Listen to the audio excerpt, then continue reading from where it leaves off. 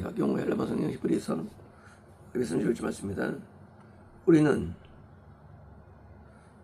그분이 말씀하신 것, 이건 이제 구약 성경의 인용이죠. 하신 것, 곧 내게 원한 갚음이 있고 나 보답할 것이다, 보응할 것이다. 누구에 대한 걸까요? 불신자한테 대한 거? 저기 또 건난 자들에 대한 거? 아니죠.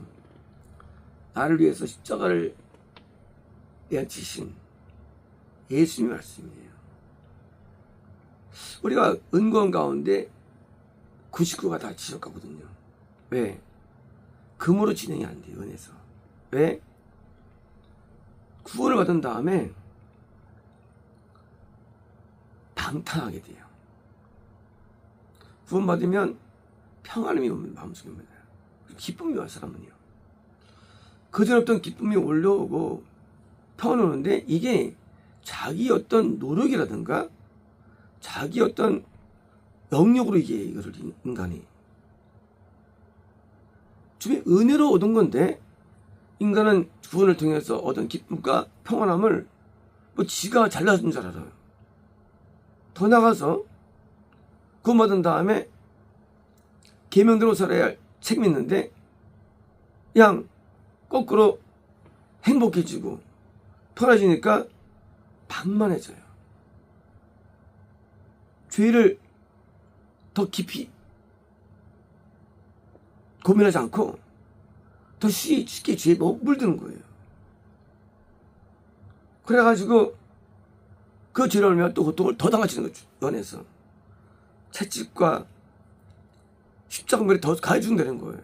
결국은 범죄할 때 내게서 이탈되시는 거예요. 못 견디시고 고통스러워서. 왜? 우리 범죄함과 예수님의 고통은 비례하기 때문이에요. 내 죄에 대한 대속이에요. 남이 아니에요. 인류가 아니에요. 내 죄에 대한 대속이 이루어지는데, 우리는 구원받은 다음에 구원이 이루어질 때 거꾸로 그냥 막 행동해. 그러니 고통당하신 주님이 얼마나 열받겠어요. 그래서 원한 갚음이 있죠. 이럴 수가 있나. 자녀 키우는데 똥오줌 못 갈 때는 부모가 고마워요. 근데 이제 사춘기 되면 이제 학교 다니고 머리 든 것도 있고, 근데 뭐합니까? 대들어요. 부모한테. 그때 부모가 난 걸 후회합니다. 저놈을 내가 왜 낳았지? 왜요? 고통이 많아지기 때문에. 출산의 고통 컸어요. 그 고통은 참을 수 있어, 사랑으로.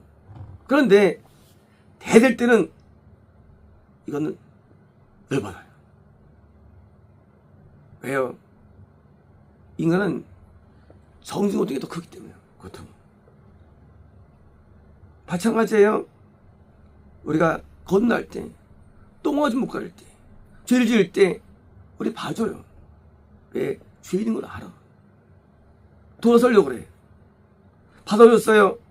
근데 구원에 임할 때 막 사는 거예요. 그러니 열 안 받겠어요. 원한 갚음이 있을 수밖에 없죠. 주님이 또 말씀하시기를, 주님이 자기 백성을 심으니까 누구를? 자기 백성. 어떤 백성? 그런 백성을 심판하시는 거예요. 심판입니까? 심판은 영구분리. 영구분리예요, 심판은. 이제 주님이 이탈되시고 그리고 지옥으로 던지는 거예요. 영구분리. 누구를? 자기 백성을. 이 내용이 구약에 수천 번 쓰여 있어요. 수천 번. 구약 성경에. 저희들이 이거 보고 많이 놀랐어요. 아니, 왜 이방인이 아니고 제 백성을 심판하시느냐. 이해 못했어요. 제가 타입했잖아요, 옛날에 성경을. 이 내용이요 수천 번 나와요. 야, 이게 이상하다. 왜 백성을 심판할까요, 백성을? 저기 불신자가 아니고 너무 제가 이못했는데 언제 됐느냐? 나중에 제 부분을 깨닫고서 이해해야 됩니다. 이건 마땅한 거예요. 인간은 얼마나 악하느냐? 이건 얼마나 악하느냐? 이게 악 중에 악이에요. 우리를 구원하기 위해서 내게 들어오셨는데 대속 입장을 지셔서 아셀처럼 온갖 고난을 당하시는데 아랑곳하지 않아. 예수님께서 고통을 당하시는 것을 알아갖고 그냥 막 죄를 가중시키는 거예요. 임의로, 자의적으로. 왜? 구원받던 그거예요. 더 말씀대로 살고 더 사는 곳으로 가야 되는데 거꾸로 방만과 방탕 이어지면 결국은 예수님의 고통은 말할 수가 없는 거예요. 우리 예수님이 빛이라 그러죠. 왜 빛일까요? 임재로 드러나기 때문에. 삼성님은 빛이 아니고 어둠이에요. 왜? 임재로 하지만 임재로 안 드러나세요. 고통을 덜 당하세요. 거듭날 때는. 성님이. 예수님은 고통을 당하시는 거예요. 왜 성부 하나님께서 임재 앞에 인간이 죽을까요? 그것은 그 임재는 하나님의 고통이 수반되기 때문에. 바퀴벌레를 이만한 바퀴벌레 만들었어요. 이거 있어요. 아 이쁘다 할 때 얼마나 가증스럽게 인간이. 벌레를 이쁘다 할 때 인간이. 우리가 벌레보다 나은가 인간이? 현재 앞에 임자들이 있어야지 이것이 그 고통도 이것이. 벌레하고만 살아보세요. 끔찍하죠. 이 끔찍함을 견디시는 거예요. 임재라는 게 이게. 우리 임재를 좋아하죠? 하나님들 하나 이렇게 도와주겠어요. 하나님, 나한테 임재하지 마세요. 하나님을 볼 수가 없습니다. 그 해야 하는 게 나한테 임재해서 하는 게 저한테요. 왜? 나한테 있으라 하니까. 저는 임재를 좋아한다? 아니에요. 저는 두려워해요. 그리고 하나님 앞에 죄송을 느껴요. 왜 나한테 임재하실까? 나는 그럴 자격이 없는데. 저는 거꾸로 임재를 두려워하는 사람이에요. 참 임재를 좋아합니다. 임재가 두려운 거예요. 왜? 하나님께 고통이에요. 그렇잖아요. 저기 러시아에 그런 싸놓은 개가 있어요. 개 앞에 한번 얼굴 맞대고 있어 보세요. 그게 살맛나나. 죽을 맛이죠. 개를 위해서 내가 참는 거예요. 임재가 그런 거예요. 예수님이 우리 안에 계십니다. 예수님이 안에 계신 구원이에요. 고통이 말할 수가 없어요. 예수 고통 자체만으로도. 근데 우리는 잘난 줄 알고 사는 거예요. 인간이 잘난 줄 알아. 은혜로 구원받았는데 잘난 줄 알아, 인간이. 마땅히 당연히 가만 두겠어요? 벌레 불태워버리지 그냥. 쓰레기 같은 거. 벌레 같은 우리를 위해서 생명을 주시는데 그걸 배도하는 게 인간이에요. 누가? 거의 다. 예외가 없어. 하나님의 은혜를 그냥 바꿔가지고 헛되기만 하는 인간들에게 분노가 더 심한 거죠. 지나가는 다른 애들한테는 그냥 관심 없어요. 내 아들이 나한테 칼 들고 가보세요. 인간이 그거 박살내버리지. 인간은 모두가 배도자들이에요. 구원받아들여서 기쁜 게 아니에요. 언젠가 배도할 자예요. 참 고통스러워요. 사랑을 주면 응당 바르게 대응하지 못하고 거꾸로 사랑을 방탕과 방종의 이유로 삼는 거예요. 잘해주면 잘해주는데 그렇지 않아요. 잘해주면 더 악하게 돼. 찬란절구씨가 태서 사랑을 주면 어떻습니까? 검은 머리 집에 두지 말라잖아요. 왜? 사랑을 주면 반대로 해도요. 더 큰 사랑을 오고하고 나중에 잘 먹으려고 그래요. 사랑을 베풀면 봉헌 적 없어요. 거꾸로 사랑받을 때 자기가 된 줄 알고 더 많은 사랑을 요구하고 왜요? 권리를 주장하는 거예요. 우리가 구의 범죄가 똑같은 거예요.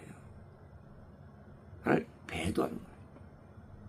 구원받은 다음에 구원이 감사해서. 왜? 그러면 건강이 오고요.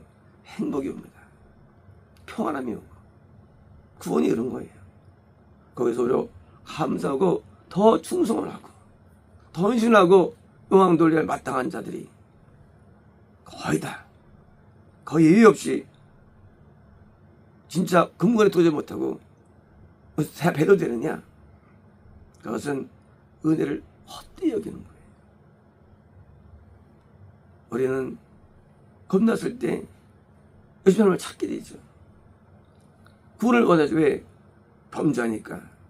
막상 구원 되면 인간이 범죄하는 이거 뭐냐?